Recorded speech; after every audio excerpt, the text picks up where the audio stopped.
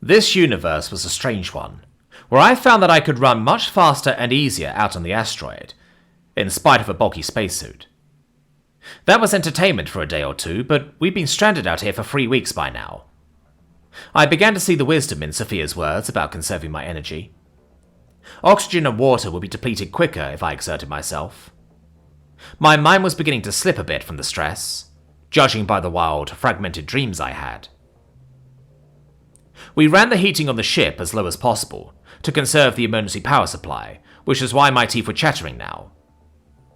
I suggested to Sophia that we should end the looping radio transmissions and spend that power on keeping ourselves from freezing to death. The Earth-Space Union had allocated enough food for a month's travel, but we were staring at cupboards that were getting empty.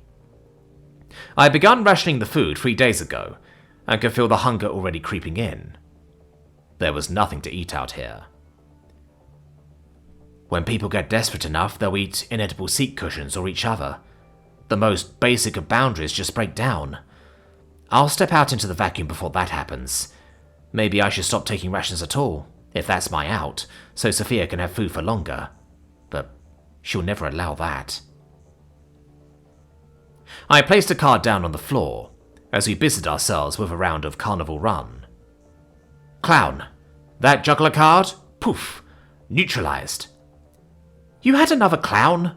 Sophia protested, throwing her hands up in exasperation.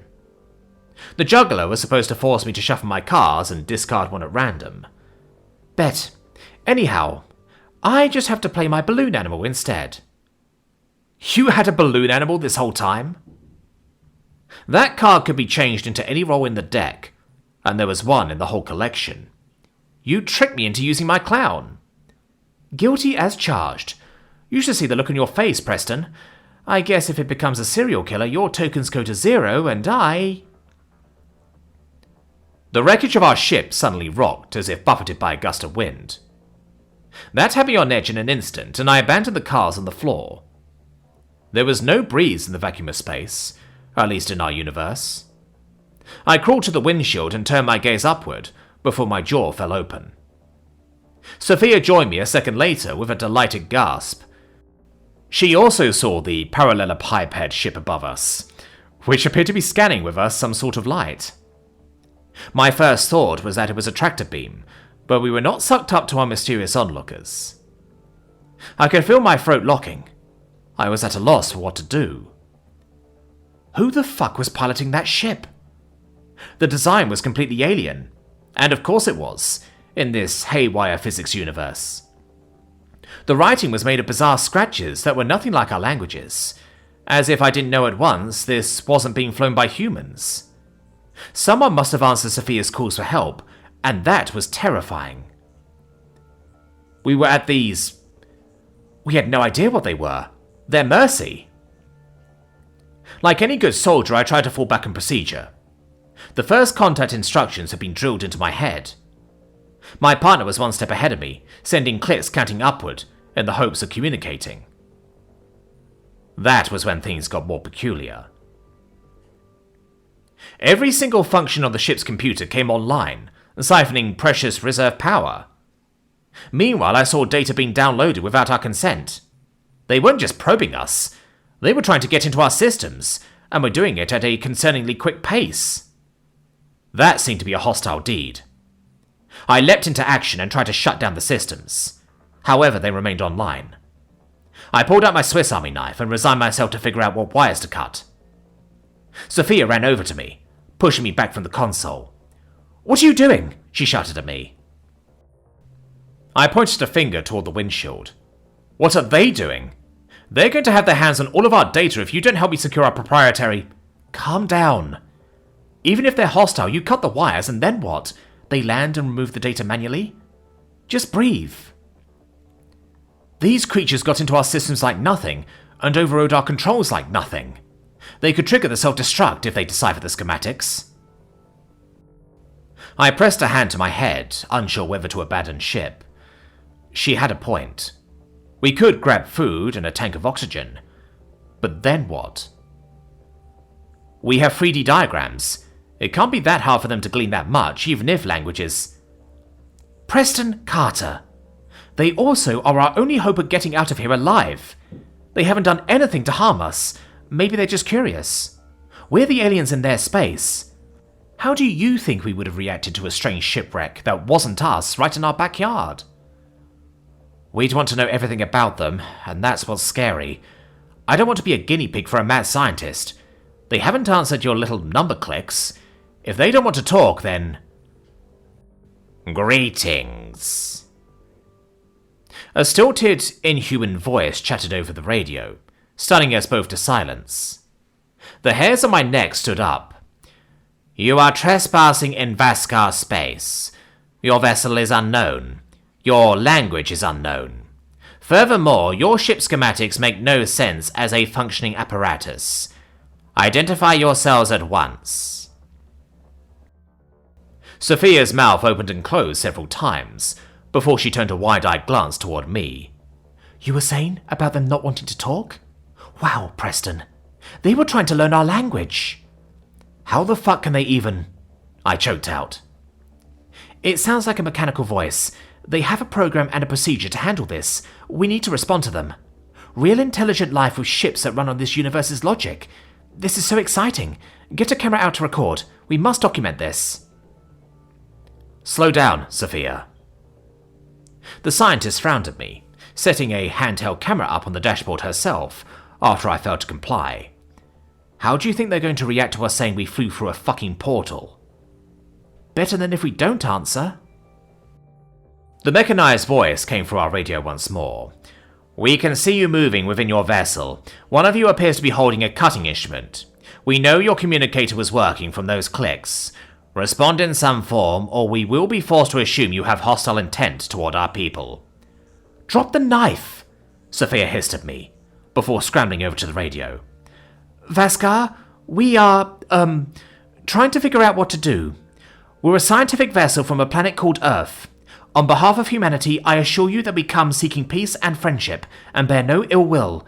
That knife was when my friend was considering cutting the computer wires, which he, panicked. I scoffed. What? I did not. Why are you telling them this? The scientist ignored me, continuing her spiel. We're terribly sorry for trespassing. I don't know how to convey this, but we seem to have been locked in some kind of, pocket dimension that was just our star system.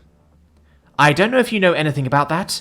We found a portal out and our ship began going impossibly, or what we thought was impossibly fast. We lost control and now we're stuck here. I can only ask your kindness to help us, as we'll die without immediate rescue. There was a very long pause from the aliens before receiving their response. I facepalmed at Sophia's insistence on telling them about the portal. I do not know what to make of your story.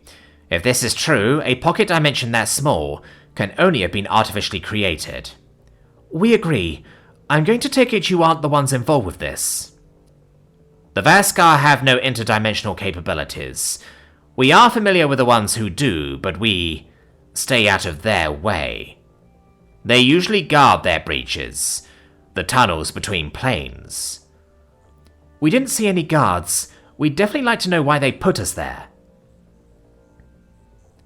The being seemed to try to laugh in its own way. You'd have to ask the Eleusians themselves. We know nothing of you or why things were done to you. We may choose to tell you what we know of them, if we decide to help you. We would be most grateful, wouldn't we, Preston? I flinched, as my co-worker pointed to me. Yes. We're lost, and our ship is... a bizarre creation. The amount of power it generates is suicidal for any thruster system, the alien commented. It is no wonder your ship did not function. This is like it was created in a universe where velocity requires thousands of times more force. And perhaps that's an understatement. I am struggling to decipher it. We're equally stunned by the physics contrast, but in reverse. Also, we've never met aliens. Is that so? So you are not a species from the Alliance trying to trick us? You just appeared inside of our border checkpoints? So I am inclined to believe your portal claim, but... The Alliance? Sophia asked. We really have no idea who they are. Do they build ships that come out of nowhere? No, but they could always start. I folded my arms. You sound like military, sir or madam.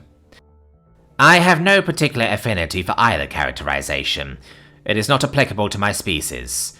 Call me whatever you wish. My given name is Mikri, and I am of the Vaskar military. Mikri. I'm Preston Carter, and my partner is Sophia Aguado. Nice to meet you. Yeah, I'm glad you at least have names, or this could have gotten awkward fast. As also a member of the military, not a threat to you, to be clear, I must ask if these alliances are a threat. To you? The creature gave its uncanny version of a laugh. No. You're not very forthcoming. Who is this alliance, Mikri? Sophia pressed. Free species we are at war with. They wish to destroy us, and only us, as an entity. No doubt they will attempt to recruit you and turn you against us. You do not need to know more.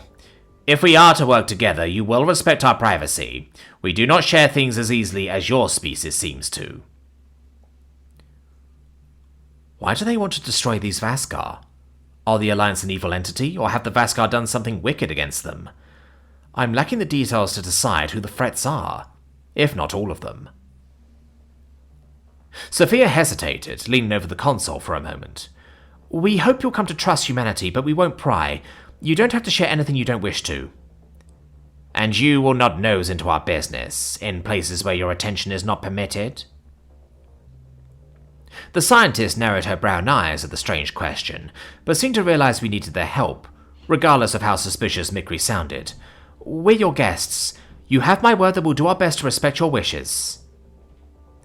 At least that is an honest promise, given that your source penchant for irksome curiosity will inevitably become a problem. I have requested and received permission to help you, humans. Permission to come aboard? I lingered on the mixed messages. Perhaps it was a good sign the Vaskar captain asked aboard, when we clearly couldn't stop them. Permission granted. Very well, we're landing now. We will tow your vessel and bring you two onto ours. Do you have any weapons aboard? No, we're an exploratory mission, Sophia jumped in. Well, we have no weapons other than the Swiss Army knife, I interjected, which is really more of a tool. Mikri's distrust could be felt through the line. That better be the truth. We intend to vet your story. Any attempts at hostility or giving us trouble? We are not afraid to use force, humans. Sophia drew a shaky breath. We understand. You're a literal lifesaver. Thank you, Mikri. Do you have a rank, sir? No, I lead. That is all. Right, I was just ensuring I addressed you with the proper respect. We'll see you soon. The Vaskar disconnected from the line without affirming that much, but I could see the ship gracefully touching down next to us. Bipeds in sleek black suits disembarked in a hurry. While we didn't have weapons, it didn't escape my notice that they had rifles slung across their chests. I couldn't make out much about them from this far, though they didn't look that eldritch. It was unnerving to peer out and know they were an intelligence that wasn't human. However, unlike a half hour ago, at least Sophia and I weren't guaranteed a slow, painful death withering away. I didn't trust the Vaskar, but they had ridden to our rescue. Perhaps I could reserve judgment until we learned a bit more about them.